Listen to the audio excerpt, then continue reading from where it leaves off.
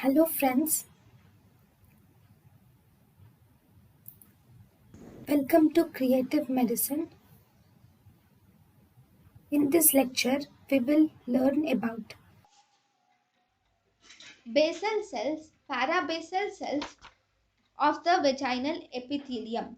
Basal cells or parabasal cells are basophilic cells with big nucleus. They have blurred margins. They are predominantly seen when there is no hormone predominance. That is, they are seen when in menopause, before puberty, or immediate postpartum period where the hormones no hormone predominates. That is basal cell study or parabasal study. Basal cells are almost like this, whereas parabasal cells look like this.